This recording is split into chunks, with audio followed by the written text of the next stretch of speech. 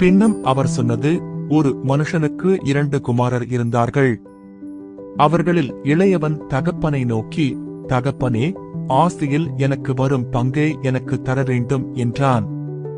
அந்தப்படி அவன் அவர்களுக்கு தன் ஆஸ்தியை பங்கிட்டுக் கொடுத்தான். சில நாளைக்கு பின்பு இளைய மகன் எல்லாவற்றையும் சேர்த்துக் கொண்டு தூரதேசத்துக்கு புறப்பட்டு போய் அங்கே துன்மார்க்கமாய் ஜீவனம் பண்ணி தன் ஆசையை அழித்துப் போட்டான். பண ஆசை, முழு சுதந்திரம், கட்டுப்பாடுகள் இல்லாமல் தன் இஷ்டப்படி வாழ்வது மற்றும் தீய நட்பு ஆகியவை நம்முடைய செல்வத்தை மாத்திரம் அல்ல, நம்மையும் அழிக்கும்.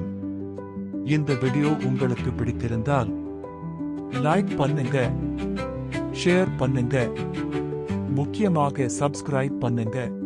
பண ஆசை எல்லா தீமைக்கும் வேறாயிருக்கிறது. 1 தீமோத்தேயு 6:10